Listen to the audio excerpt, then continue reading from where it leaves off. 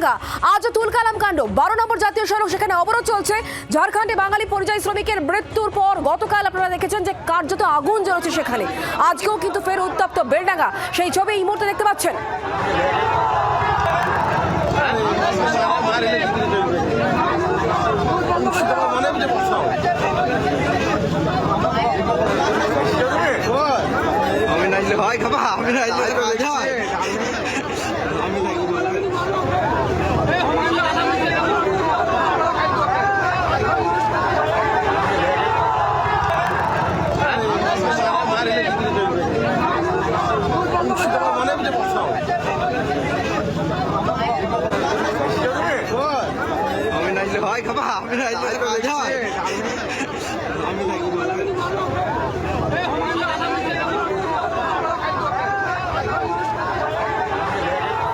ঝাড়খণ্ডে বাঙালি পরিযায়ী শ্রমিকের মৃত্যুর প্রতিবাদ জানাতে আজ ফের পথে সাধারণ মানুষ। দেখতে পাচ্ছেন সেই ছবি, আজকের ছবি দেখতে পাচ্ছেন, একেবারে তুলকালাম কাণ্ড। গতকালের ছবি আপনারা দেখতে পাচ্ছেন। গতকাল সকাল থেকে কিন্তু এখানে উত্তপ্ত হয় পরিস্থিতি। হাজার হাজার মানুষ যারা পথে নেমে প্রতিবাদ জানান। প্রায় 7 ঘন্টা পর এই অবরোধ তারা তুলে নেন প্রশাসনের আশ্বাসের পর।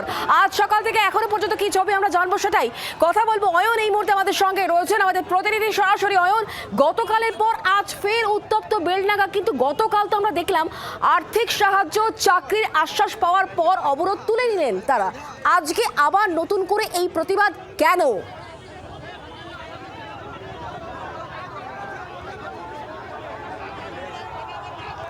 এটাই তো প্রত্যাশিত। অন্যায় করার পরে যদি শাস্তি না হয়, গতকালকের ওই ঘটনার পরেও যদি এখনো পর্যন্ত কেউ গ্রেফতার বা শনাক্তকরণ না হয়, এবং গতকাল ওইভাবে উত্তর থেকে দক্ষিণবঙ্গের মধ্যে সড়ক এবং রেল যোগাযোগ বিপর্যস্ত করে তোলার পরেও যদি কারোর বিরুদ্ধে ব্যবস্থা না নেওয়া হয়, তাহলে তো তারা একই জিনিস বারবার করবে। কারণ তারা তো প্রশ্রয় পাচ্ছে, তারা তো আশকারা পাচ্ছে, পুলিশ তো ইনঅ্যাক্টিভ। পুলিশ প্রথম কথা গতকাল সেই ঘটনায় এখনো পর্যন্ত প্রায় 24 ঘন্টায় অতিক্রান্ত বলা যায়, কারণ গতকাল জুম্মা নামাজের আগে ছিল এই ঘটনা। তাই 24 ঘন্টার মধ্যে সোমা মাইতির ঘটনায় পুলিশ কাউকে শনাক্তকরণ, গ্রেফতারি, আটক কিচ্ছু করতে পারেনি। সেখানেই তো প্রথম প্রশ্রয় পাওয়া গেছে। দ্বিতীয় প্রশ্রয় যে ওই জিনিসটা বারবার করা যায়, ওই জিনিসটা রোজ করা যাবে, কেউ কিছু বলার নেই।